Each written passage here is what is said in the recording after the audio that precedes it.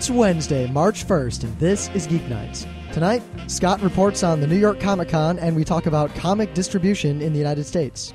Let's do this! So today, at work, I realized that I know a lot of you might read Dilbert and laugh, haha, Dilbert is funny and fake. I'm here to tell you that Dilbert is the 100% truth of what it's like to work in a large company. Yep. I mean, I've been reading Dilbert for a long time, perhaps as long as Dilbert has existed, and I always knew all of it was true. And it was shown to me in horrid relief today as I sat through an hour-long meeting that accomplished nothing while various people babbled. It just, oh my God. Tomorrow, I have meetings almost all day. This is why I have a job with no meetings. I think if it snows tomorrow, I'm not going to work. But if I end up going to work, I think I'm going to bring my DS. And if anyone says anything, I'll pretend I'm using it to take notes. I don't know. I'll pretend it's a PDA.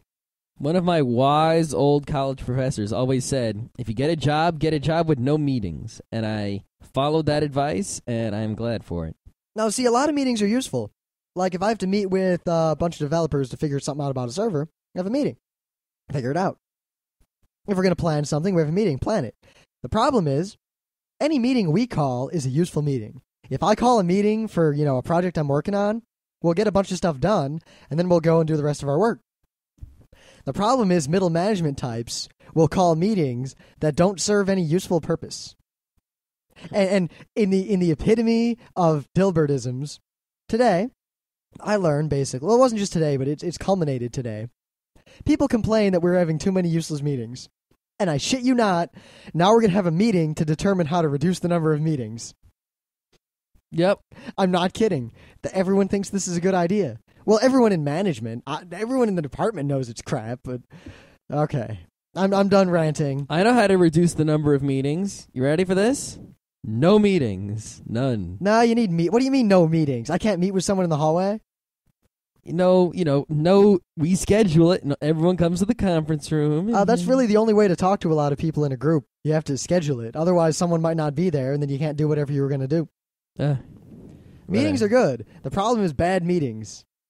I don't even know why you need meetings. Just email back and forth until you come to whatever. Why do you all have to schedule a time to stop working and go be in the same room as everyone else? You've never worked on a large project, have you? Yeah, that's all I work on is large projects. What do you mean large? As in, we need to make this big piece of software for a whole bunch of people. Okay, I'm talking about meetings like, we're deploying a T1 and servers on the other side of it, and a whole giant thing that includes like 10 different departments, and then a giant, hundreds of people. So the leaders of the 10 departments email each other and come to a conclusion. No, the leaders of the departments just sit down in a meeting and hash it all out and argue it. It's easier that way. I don't know. We don't seem to have a problem. You're a freaking CS major. You sit and write code in a freaking dungeon. Yeah, it's not a dungeon. It's a dungeon. It's an empty office in the middle of nowhere. Yeah, it's basically a dungeon. No, because it's in the same room as the office-y people. They annoy me. But anyway, in something you're probably more interested in hearing, you remember my Katsucon coverage? Well, one thing that I talked about was that the video game room was awesome, and it was in fact awesome, with the old school games. But I didn't remember the name of the company that provided the games. It's called Videotopia. Mm-hmm. And apparently they have a collection of almost 2,000 old school classic games. Whoa, they have a collection of 2,000 games. 2,000 arcade cabinets. Can you go to Videotopia's warehouse and play them all? I don't know, but I do know because actually Aaron Ryder, he's the guy who did the video game room at Katsucon, posted in our forums. So if you go in the forums, I keep pimping the forums, but there's a lot of you who don't go there.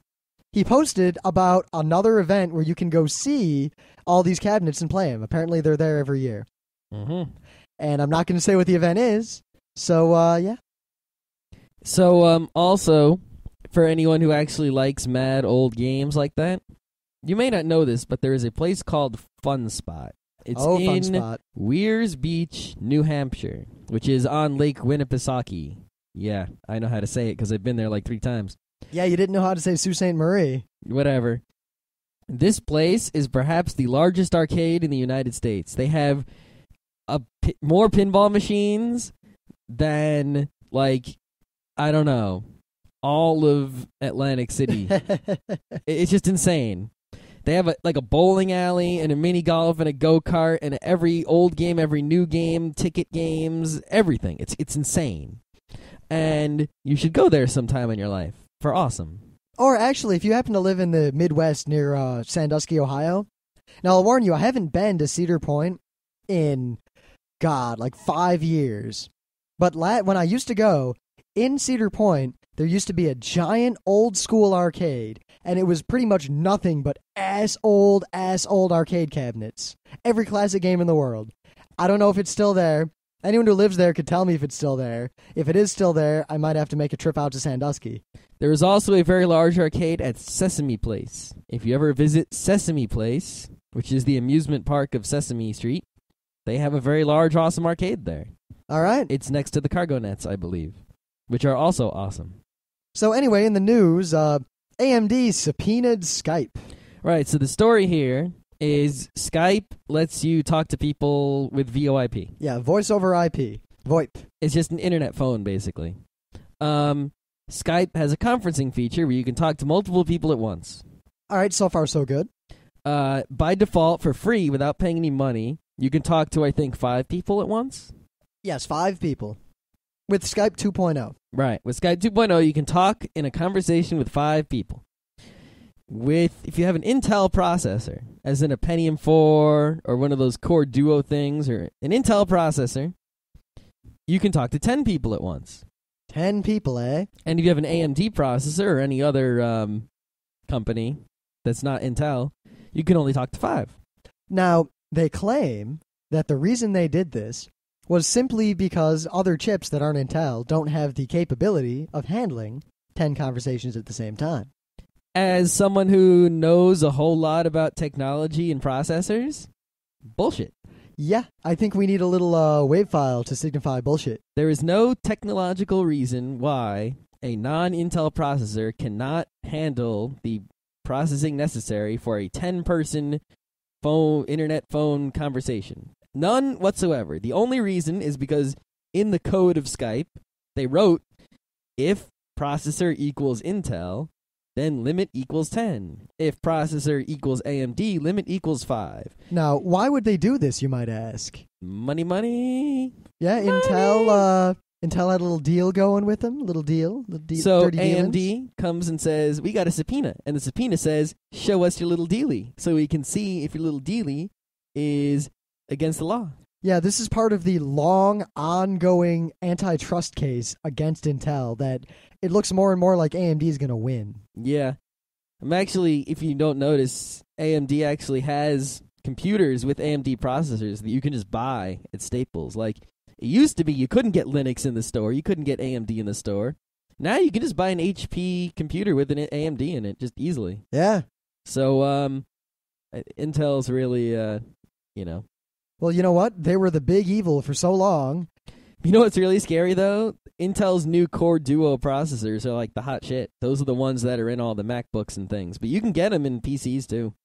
And that's really where I'm actually trying to find a laptop that has one. Because Intel really kicks ass at the laptop processors. AMD not so much because they're not so power efficient in the AMDs.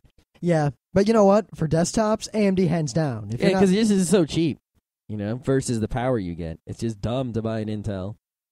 Unless you're loaded. If you win the lottery, I would probably buy Intels.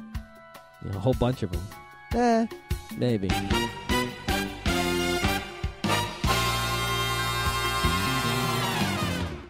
Recently, there seems to be a lot of websites and various things talking about the lessons World of Warcraft teaches you and, what the world would be like if everyone acted the way they act in MMORPGs. Now, we're not fans of World of Warcraft, if you haven't gathered that already. And mainly because of the reasons these people are talking about. So these things tend to amuse me. I've been reading all of them. But today, there was the best one. Someone made a video of him and his friends acting out what the world would be like if people acted the way they act in World of Warcraft. I believe the quote was, "Get an epic car, noob." Yeah. And, they pretty much go through each behavior. Like, they'll be like, the first one is, One of them is ganking. That's, when you kill someone and then right after they come back to life, you kill them again. All right, now, this is something that has pissed me off about you World of Warcraft people. Why do you call that ganking? For the longest time, ganking was... I played MMOs since before some of you kids were born. Not to sound like an old man, but god damn it. Ganking was when you killed someone and then you took their stuff, or when you saw someone and they were dead and you picked up their stuff. Or when someone killed something and then you grabbed the thing that the monster dropped. Apparently, according to Wikipedia, there are many meanings for the word gank, but it says, amongst other definitions, gank is a slang term which refers to theft by force. So, but in this video, they refer to ganking as when you kill someone, they come back to life and you kill them again. So what they do is they have a guy and they beat him up, and then he goes to the hospital, and then as he's walking out of the hospital... They beat him up. Yes, Ted, that was the joke. Yeah. So they're all like that, and some of them are really, really funny, especially when it involves our friend Leroy. Yeah, there's a bit of give it a chance. Watch the whole thing before you pass judgment. Yeah, it's a little long and it's not well paced, but it's still funny. Yes. All right, so my thing was actually sent to me over AIM by Emily while I was at work being bored. I had some downtime. She sent me this link. And this link is basically an archive of evidence showing that Superman, as in Superman in the cape, flies around superhero, is a giant dick. He is a giant dick. Well, this is proof. It shows every dickish thing he's done. And I gotta say, he's done some dickish things. Really? Now, the one thing that's surprising is that he denies water to a person dying of thirst more often than is statistically probable. Wow. There are at least 3 instances of this in this archive, all from different comics by different people at different times. And they're all Superman standing there, and he's got water, and someone's dying, and he won't give it to him. I mean, isn't Superman supposed to save people's lives? Why is he denying people water in the desert? He kills Lois Lane at least 8 or 9 times. Well, she gets out of hand. She needs a little slap to get her back in line. In addition to this being utterly hilarious, it has all these other sections. One is just an archive of pictures from old comics where I guess people didn't realize just how homoerotic the images were back then. Well, you can always do better with Batman and Robin than you can with Superman. Oh, that archive is from any comic, so there is a lot of Batman and Robin there. Oh, okay. There's one that Superman's a dick, and there's all these other archives. The site is worth going to. Mm-hmm. The only other thing I learned from it was that, one, if ever in a Superman story, red kryptonite appears, that just means they ran out of ideas, because red kryptonite, splits Superman in 2, or just makes crazy crap happen, so they have a plot. It's really hard to write stories about Superman, because Superman just wins every time. It's just bleh. You have to write a story about something else, and then use Superman as your Deus Ex Machina or something like that. That's really the only way to use him. How they did that? It was Superman being controlled by giant bugs, and then everyone has to stop him. Yep. That happened at least twice. Why is he so prone to giant bug control? You know why? Because he's a giant asshole.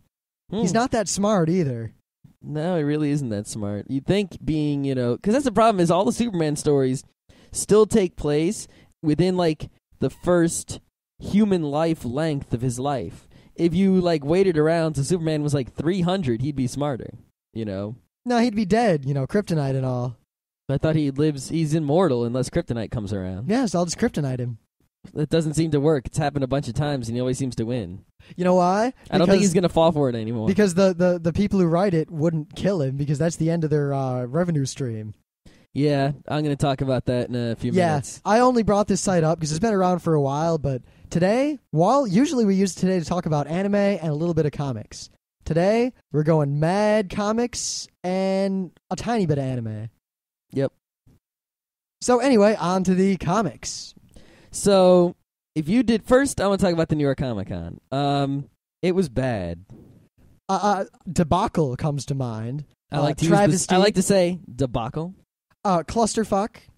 All right, now, a lot of people have said a lot of things. The first thing a lot of people point out is that what was going on in the con, as in the things happening there that were supposed to happen, were actually quite good.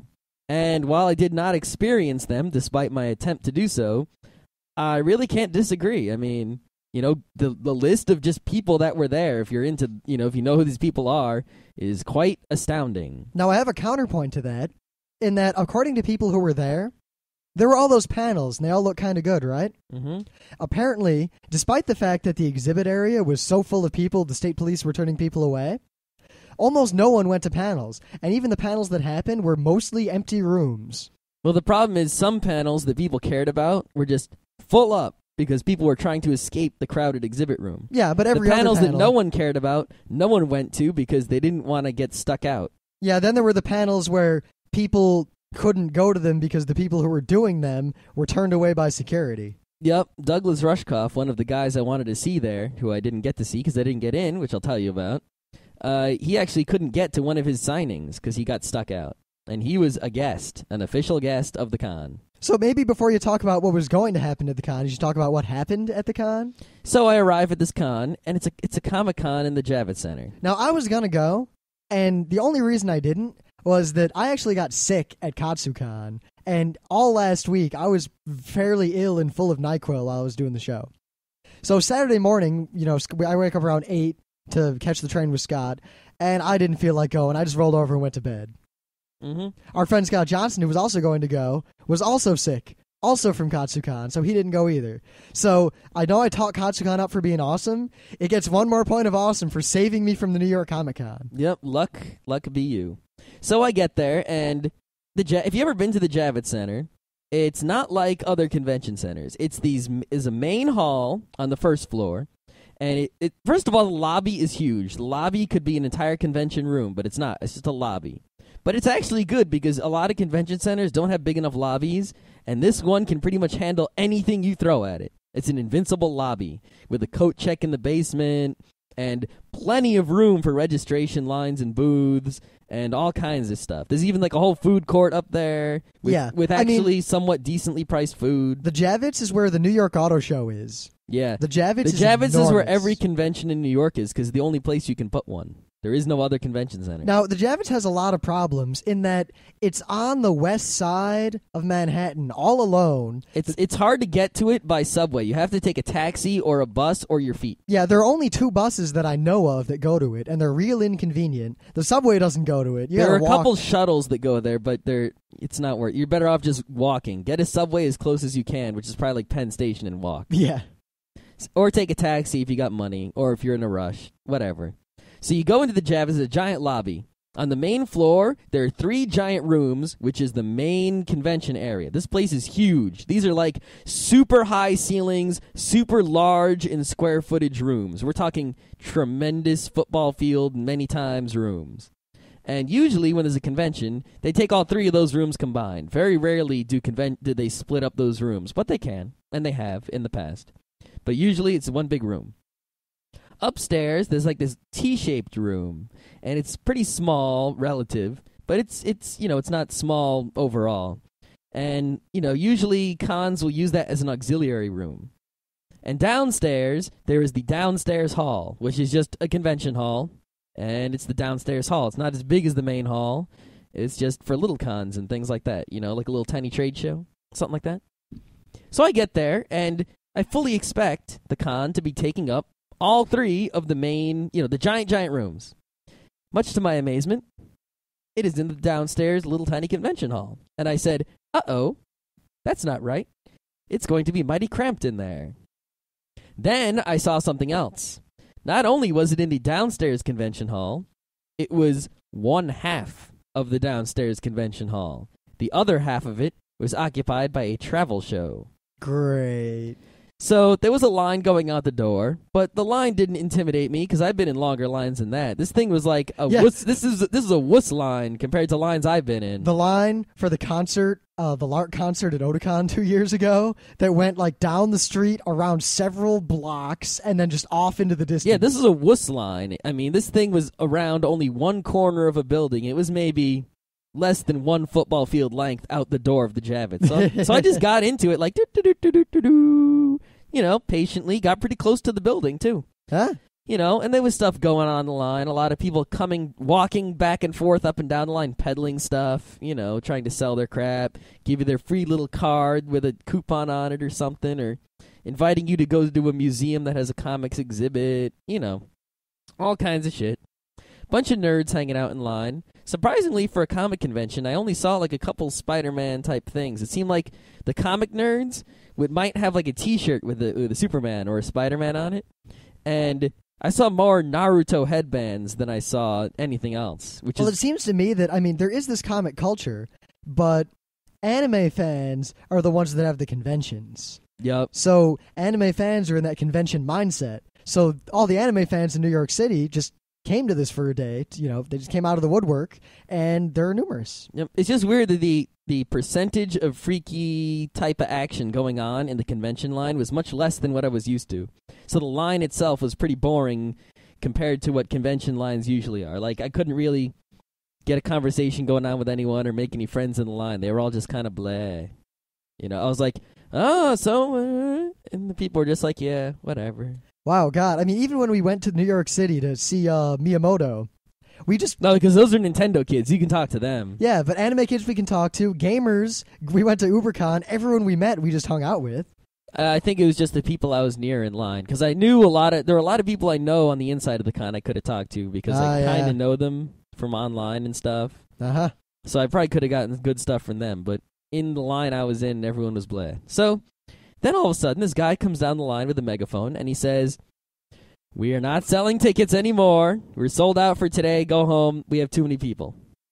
He says, if you pre-ordered online, if you already paid for your tickets, you can go and get in. Otherwise, go home. Now, if that had been where it ended, if they just sold out and they couldn't sell any more tickets, that would have been fantastic. That would have been a huge success. They would have known to get a bigger venue next year. Yep. The second part of his statement, where people who had already bought their tickets are guaranteed in, was a filthy lie.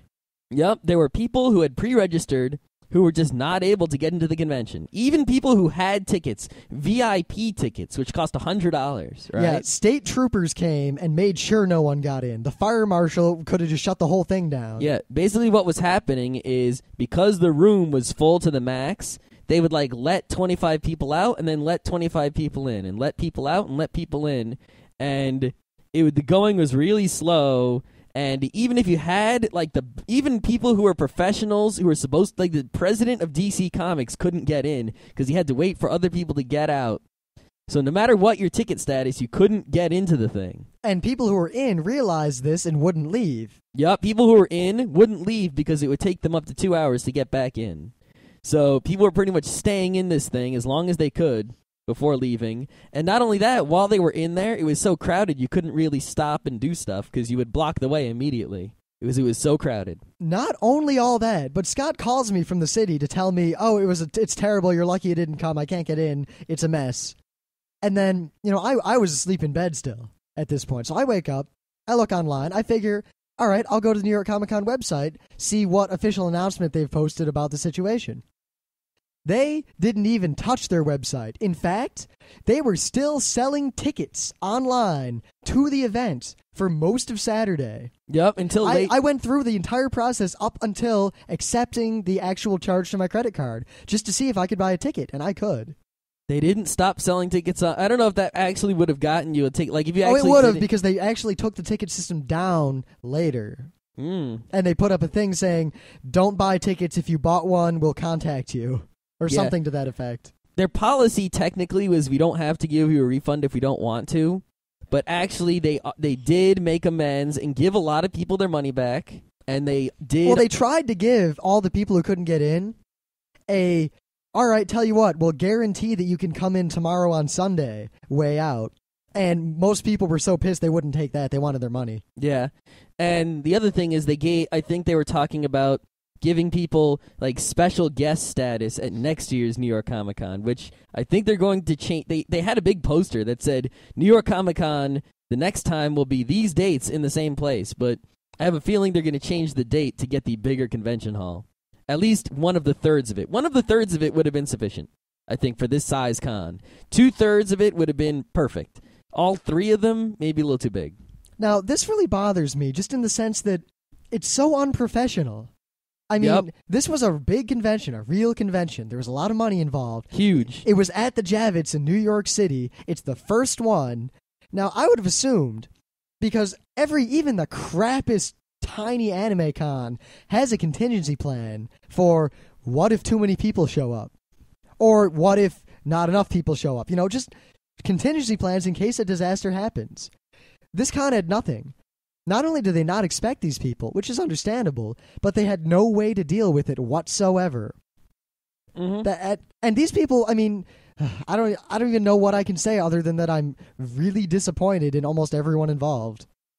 Well, what it comes down to is this. When you run a convention, you have to know the number of people you can fit in the space you have. If you take out a restaurant, it says on the wall, 200 people. So you don't let 200 people in, or more than 200 people in. They should have known how many people they could have fit into the room they had. Yeah, Otakon knows. Katsukan knew. Yep. So they knew how many pre-sales they had online. And I agree that based on the number of pre-sales, pre-orders, pre-regs, whatever you want to call them, they had, that, the average number for conventions, comic conventions, the number of registrations they would have had on site would have been well below the limit of the number of people they could fit. However, when the time came, the number of on-site registrations was well beyond what they ever expected or could handle. Yet, that would have been fine too. You didn't expect it, it happened. But they kept selling them. They kept selling on-site registrations to the point where they exceeded the limit of the number of people who could be in there. This is just inexcusable. Mm-hmm. People are trying to say, oh, the Javits, blah, or the police did it. There was nothing you could do. The fire marshal came in. The fire marshal shouldn't have come in because you shouldn't have screwed up and put in too many people. They're lucky the fire marshal didn't just shut it down altogether. I would have been happier if the fire marshal shut it down, because then you wouldn't have all these... There's a bunch of people online who got in who were like, stop saying bad things about the convention. I got in and it was great. Stop saying bad things about it. It was fun. You know what that's like? I keep bringing up Penny Arcade quotes, but it was one of them said a while ago, that's like telling a man in a wheelchair, just fucking get up and walk. I can do it. Yeah. Come on. It's great. Walking is so fun. Come on. I'm in a wheelchair, man. I got, paralyzed legs. I'm Superman, Christopher Reeve, comic convention. Ha ha.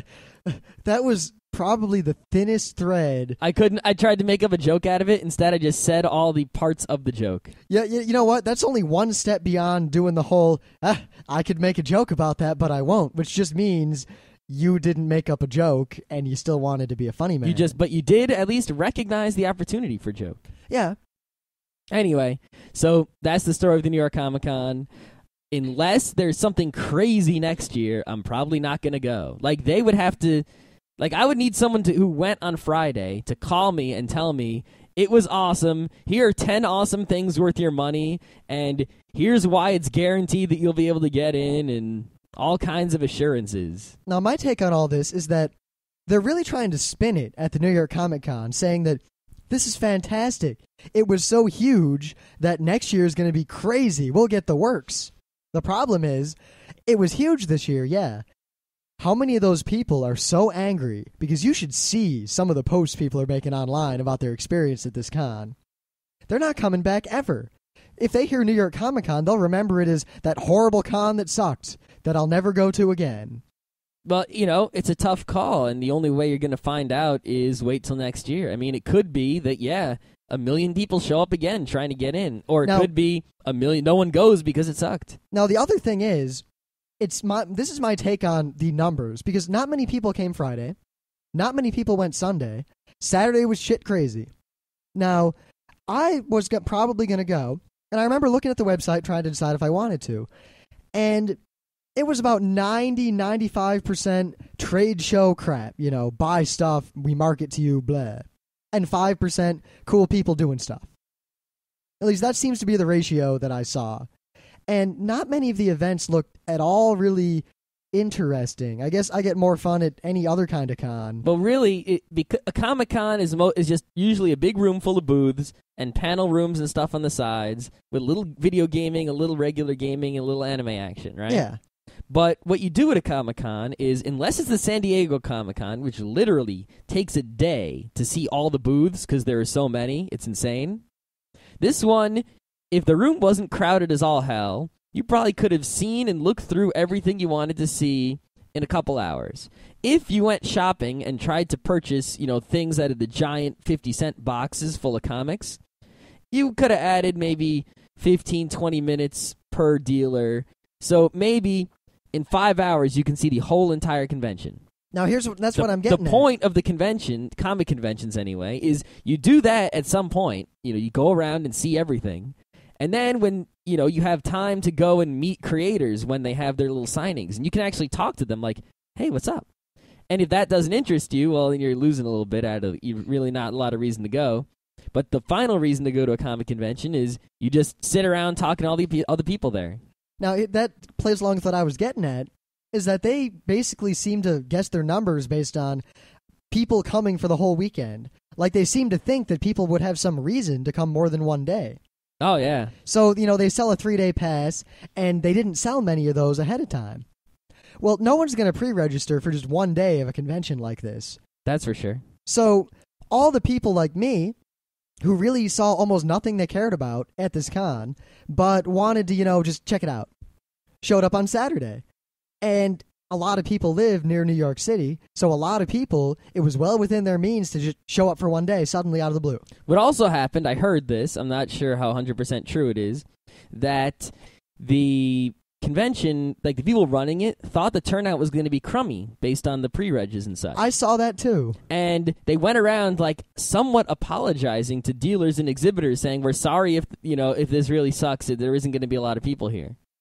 Because they really didn't, they honestly did not know how many people were going to show up. And because they honestly did not think a lot of people were going to show up, they sponsored podcasts and they put commercials on cable television and they advertised in comic books. They advertised like crazy to get people to come to this con.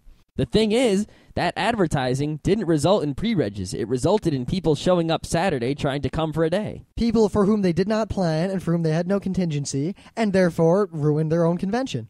Mm-hmm. The final thing, though, is that the convention there were two things on the internet. There was a official statement from the convention, and there was the guy who runs the convention, who actually seems to be a smart guy who knows how to run conventions, except, he made one mistake this time. But, basically, they said, we're sorry, we screwed up, we messed up, we'll try to make it better next year. So they did admit fault. I don't know what that, it doesn't really do anything for you if you got left out in the cold, but... It's definitely a step up from the people who try to say, oh, we do no wrong. Because you see that at some other conventions. People will complain, and you'll hear a staff member just kind of spin it like, oh, that was your fault, or, oh, blah, blah, blah. Yeah, they're just like, oh, we screwed up, we didn't expect this many people, but... Hey, at the same time, you sold too many tickets and you shouldn't have done that. So if they didn't sell too many tickets, I really wouldn't be able to say anyone did anything bad, but... Now, if they'd screwed up anything else, I would have thought, all right, it's a big con, I could see you screwing it up. But that's like the number one, you have to pay attention to that.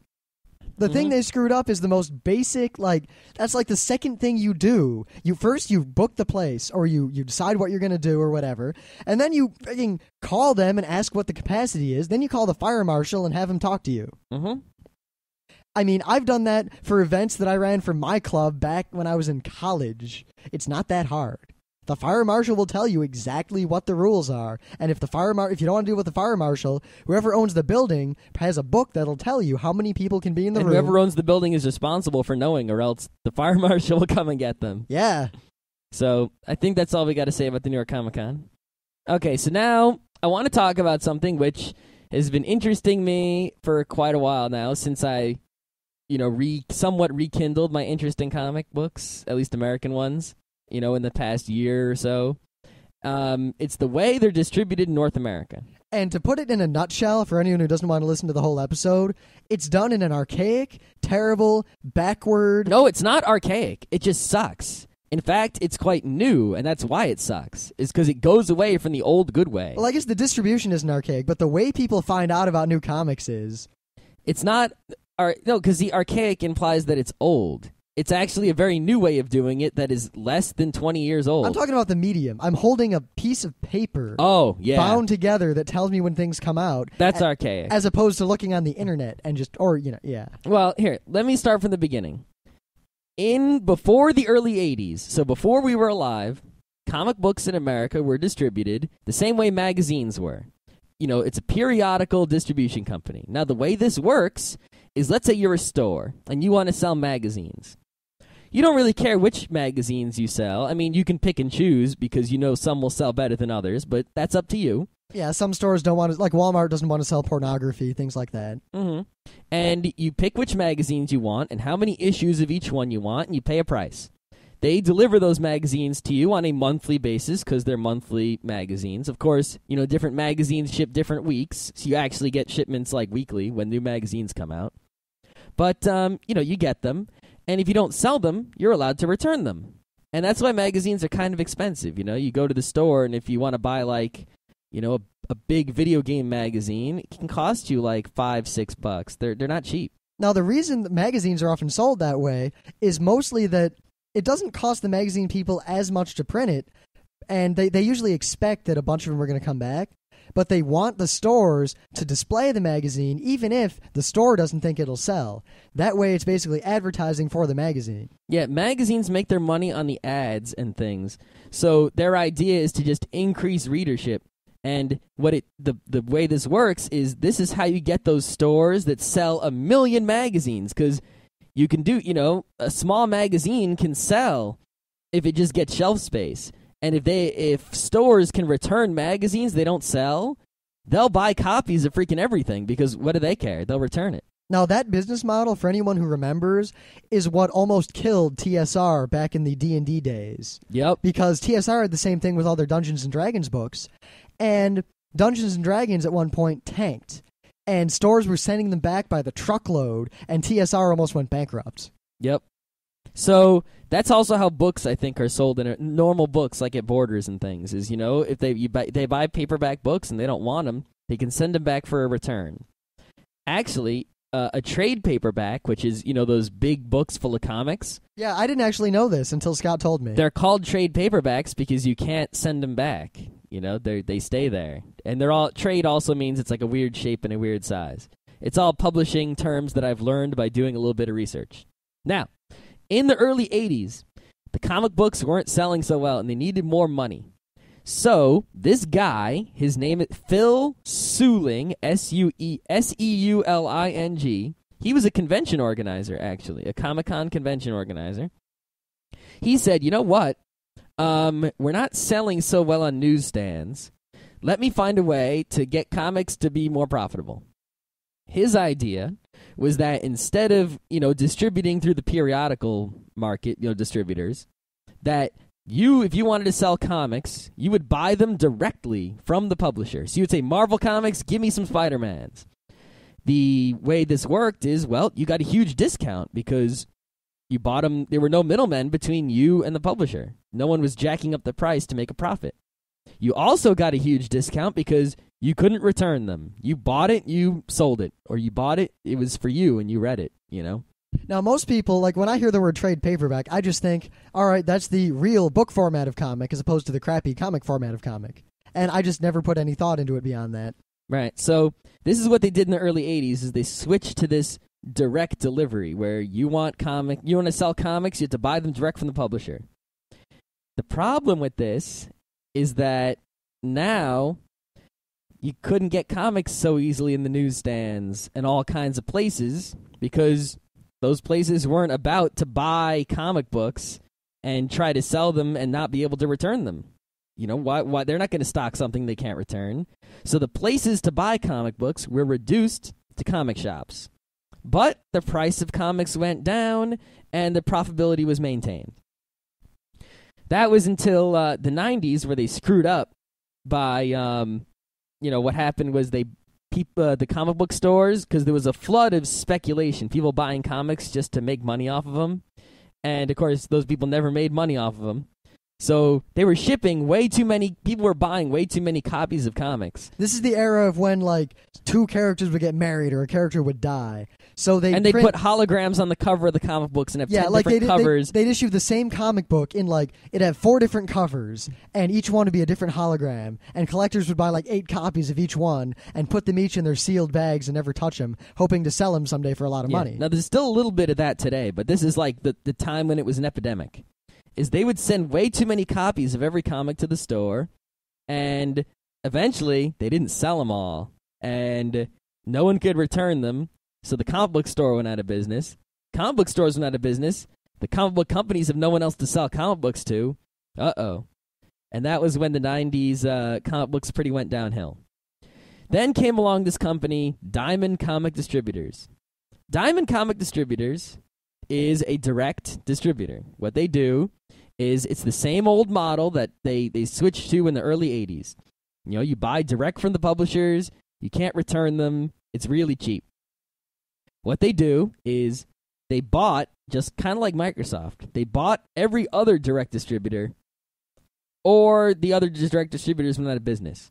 So if you want a Marvel or DC comic, the only way to get them for your store is directly distributed through this company, Diamond Distributors. That's it. You can't get them like magazines. You can't. It's it. Only one thing. Tokyo Pop, on the other hand, or Viz, or any of those manga distributors, or manga publishers, they distribute through Diamond also. But they also distribute through the periodical distributors and the bookstore distributors and all kinds of other things because they don't have an exclusive agreement.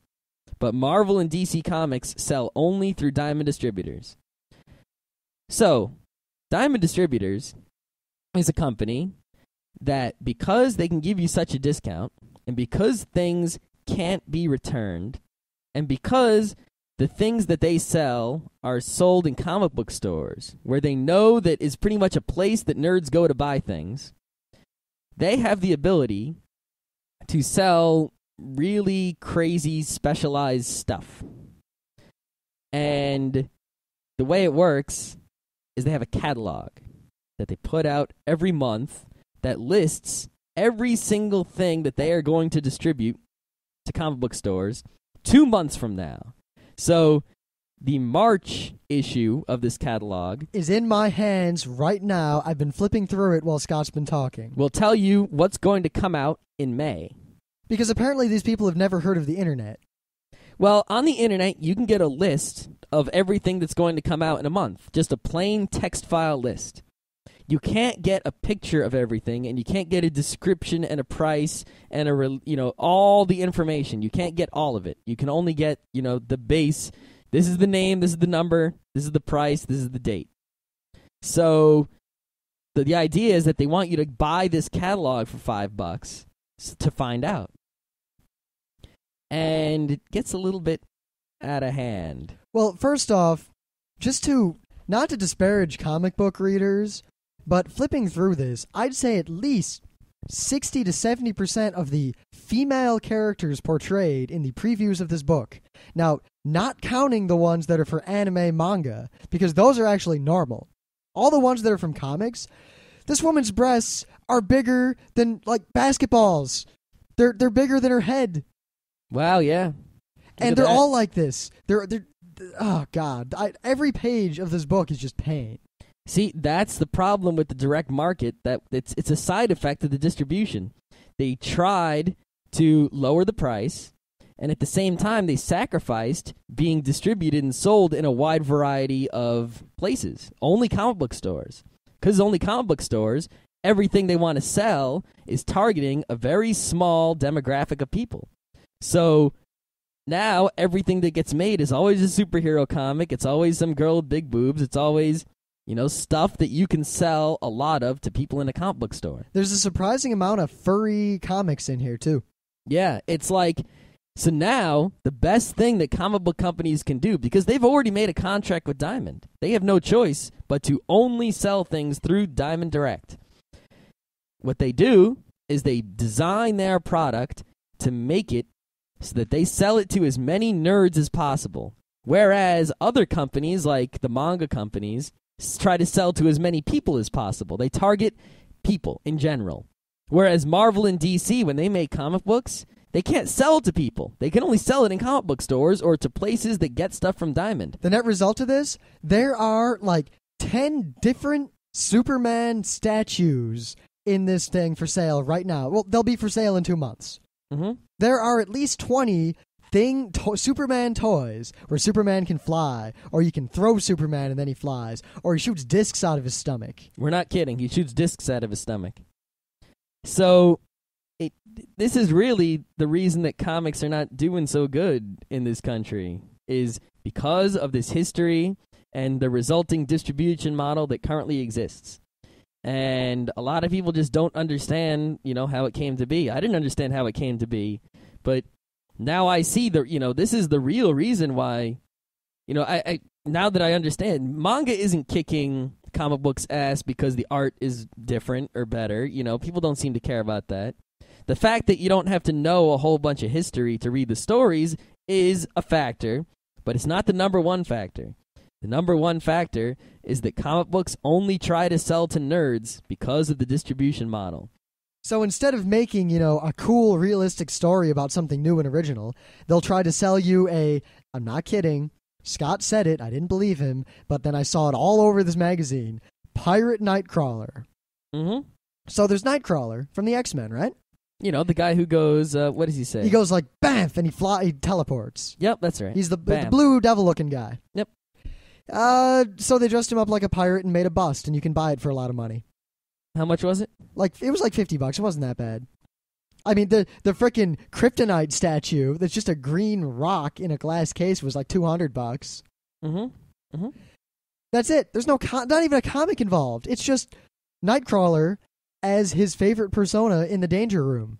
See, if comics were still distributed to newsstands and targeted towards all kinds of people, then the boutique-style comic book stores that were trying to get nerd patrons and sell them as much as possible wouldn't really exist or do so well. And thus, things like this wouldn't be able to exist. Or you couldn't sell a stupid Superman or a Pirate Nightcrawler for $50 because no one would buy it. Or maybe, let's say that they distributed them in a better way and the stories were good and people generally knew who Nightcrawler was instead of just nerds knowing. Mm-hmm. And then people generally knew that Nightcrawler likes to be a pirate in the Danger Room, which only super nerds know. I didn't even know that. I don't think he does he? It says that in the magazine. Does it really? Yeah. I've read quite a few, not a lot of X-Men comics, It might just be made up. It might just be made up to sell this bust. I don't know. Maybe I've read 50 at most. But say people knew about that. Then, if you were in just, a general nerd store, not a comic shop, but just a nerd store like the Dragon's Den or Millennium, and you saw a Nightcrawler bust for some money, you might think, oh, that's cool. But this Nightcrawler bust only seems to be marketed toward scary nerds who have every comic that ever had Nightcrawler in it anyway. Mm-hmm. Mm-hmm. That's what they do. I mean, Scott reads. I want to read more comics. I just don't have time. And if I end up commuting to the city on the train, I'm going to be reading mad comics. But Scott's much more into the non-anime, non-manga, non-web comic culture. And I'm not so much. And everything I see of it is generally kind of scary, fanish, and just frightening. Yeah, I don't read that stuff. I try, because there is stuff that gets distributed that isn't, crazy, stupid Marvel, DC standards or crazy giant boobage. And I try to find that stuff, and it's pretty hard to find. I mean, you have this giant comic book store full of all this giant catalog worth of shit every month, and there's something in that store that is not selling well because only nerds come to the store. So But that thing might be awesome. It might have real good mainstream appeal. It might just be a good story, but you'll never find it. Yeah, because it can only sell it to nerds because that's the only way to sell comics is in the nerd store. Meanwhile, I can go to frickin' Walden Books in the mall. There's a giant manga shelf, and I can just look around and immediately see anything new, anything interesting. I can name a topic and probably find a manga about it. Mm-hmm. And it's not because it's a manga. It's because the way it's distributed. I mean, Walden Books does have a comic spinner rack, and a lot of grocery stores have it too. What, they have like Archie? Yeah, it has Archie because that actually sells to a lot of girls. They have Sonic the Hedgehog, I guarantee it, because that sells. They have Superman, Batman, Spider-Man, Captain America, Fantastic Four, the Avengers, the Justice League, the Green Lantern, all, Batman and Robin. They have the standards, the things that just about anyone will like. And this is actually why, if you go to the store, you'll see, I ask the same question every day. Why are there 5 Spider-Man comic books? Why don't they just have Spider-Man? Just one comic. Well, they've got Amazing Spider-Man, which is the default. They've got Friendly Neighborhood Spider-Man, which is more friendly. They've got Spider-Man Adventures, which is for kids. They've got Marvel Knights Spider-Man, which is all dark and serious and more gory and for more serious readers and mature whatever. You know, they cover all these... You sound like a Halo Xbox fanboy. Yeah. I only play mature games. Yeah. I don't even know the freaking all of them. Don't ask me. I don't pay attention. I just know there's way too many, and thus I can't read any of them at all. And it makes no sense. But it does make sense for this market because you have a nerd comes into the store. If you only have one Spider-Man comic, he's going to buy one Spider-Man comic a month. If you have 5... He's going to buy 5. Now, we keep saying nerd. This is Geeknights, and I know we've said it before, but just in case you haven't listened to any of the episodes where we talk about it, we make a big distinction between geek and nerd. A geek is someone cool and a nerd is not. Basically, a geek is basically a nerd with social skills, or someone who, say you're a car geek. You're interested in cars, you know a lot about cars, but you know what? There are other aspects to your life. A nerd, a car nerd, knows everything about every car, but he's never kissed a girl. Yep. A nerd is the guy who gets all A's in class. Worst all you see him doing ever is studying and doing work for his class and sucking up to the teacher and doing extra credit. And, you know, he looks like a nerd and walks like a nerd and talks like a nerd. He is a nerd. A geek is just someone who has interesting geeky things or, you know, has hobbies because, you know, that they actually get into. Yeah, I mean, we're just kind of weird in that we're geeks about a lot of different things. But, we're geeks. We have... I mean, for all the geekery, I freaking mountain bike and do weird crap outside. Trying to think of a non-geeky thing that Scott does, but I really can't. Yeah, everything I do is geeky. Yeah. But I do a lot of things that are You cook geeky. McDonald's eggs. I don't cook McDonald's eggs. You cook McDonald's eggs. I don't. Whatever. So, yeah. There's a giant catalog called Previews, and that tells you everything Diamond is going to distribute, and it's a scary catalog. And comic book stores have a bad distribution model that is keeping comics in a rut. And it's pretty much a sad state of things, and it'll stay this way for quite a while because Marvel and DC have exclusive contracts with Diamond. Now, I'd like to hear because I know you listen to Comic Geek Speak. I'd like to hear if they have some sort of rebuttal to that. Well, they don't really have a rebuttal. The story is pretty true, and what they say is, because we had an argument on their forums, or a discussion, it wasn't really a heated argument, about, they said you gotta buy previews. They couldn't imagine someone not buying it. And the fact is that some people who get comics get previews at a really discounted rate or free, because comic book stores want to give it to you so that you can see stuff and get excited about things, because it's just basically a giant advertisement. So giving it to people for free doesn't hurt you so much. They were like, we can't imagine someone not buying it. How would you know what to get? Now, I submit to them, because I don't read a lot of comics yet, but you know what? If I walk into a comic shop and I see it, I know it came out. Exactly. If I'm actually interested in it ahead of time, I'll find it on the internet long before I would find it in some magazine that costs money. Mm-hmm. Now, they had a slight problem in that they knew that you could search for the information on the internet, but their thing was like, oh, that would take so long and be so much effort or whatever. And I was like, and they said, you know what? It doesn't actually matter as long as you get the information and pre-order your comics. Now, that's where Scott disagrees again, and I am inclined to agree with his disagreeing. Yes. You see, the previews tells you what comics are coming out 2 months from now. 2 months. So if it's, it's March now. So the March previews tells you it's coming out in May. All right, by the time May comes around, I'm not going to know or care what comics... 2 months is like a lifetime as far as I'm concerned. Here's the thing. Because the way the distribution works, comic book stores don't really make a big margin on comics. And if they can't return things, because you buy them, you got them. That's why they have those back issue bins and such, where they try to sell all the comics they didn't sell when they were new. So what they want you to do is pre-order your comic books, the same way you pre-order video games. I could see that if I was like, say I read, Rakuto, and I liked it a lot.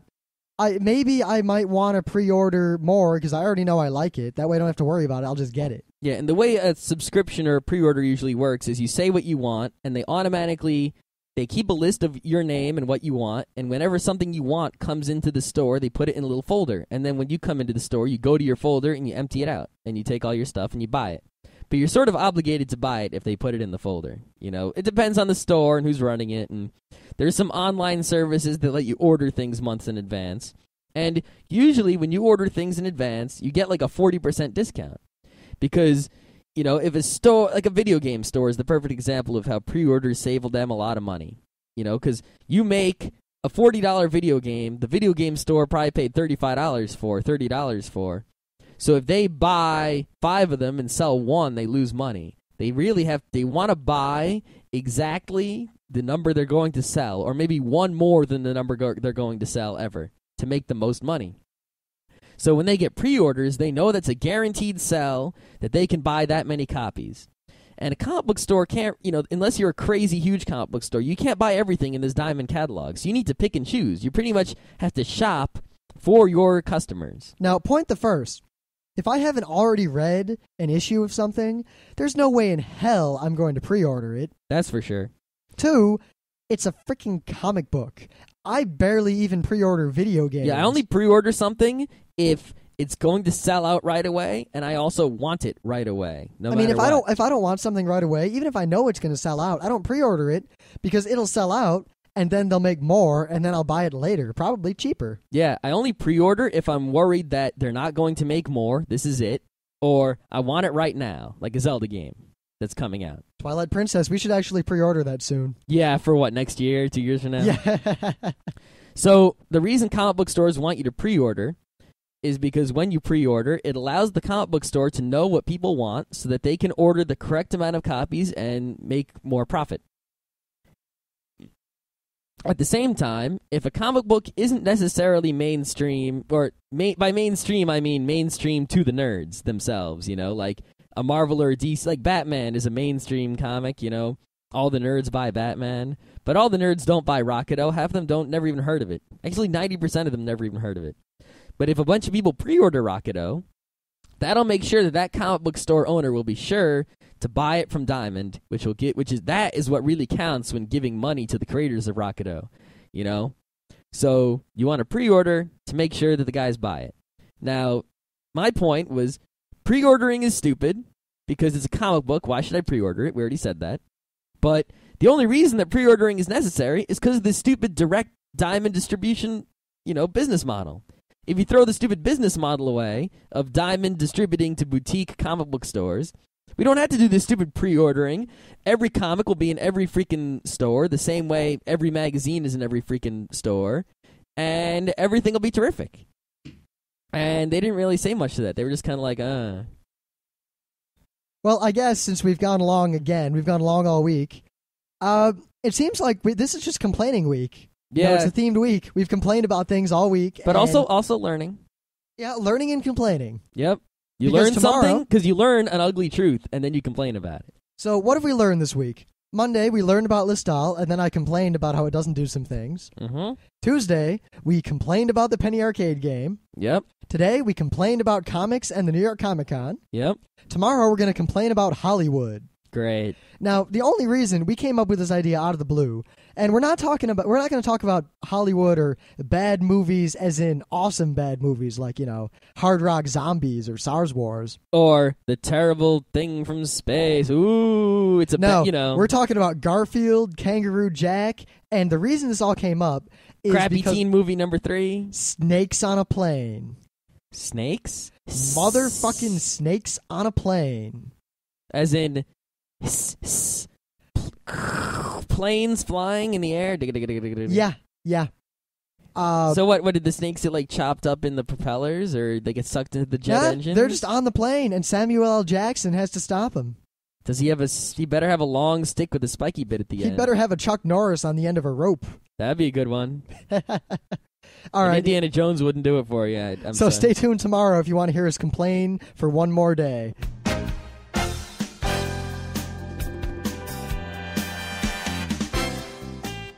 And that was Geeknights with Rim and Scott. Special thanks to DJ Pretzel for our opening theme. Be sure to visit our website at www.frontrowcrew.com. If you like our podcast, you'll love our forums. Make sure you visit them. You can send your email feedback to geeknights@gmail.com. And if you want, you can leave us a voicemail at 206-333-1537. Geeknights airs every weeknight, Monday through Thursday. Geeknights is recorded with absolutely no studio and no audience. But unlike those other talk shows, it's actually recorded at night.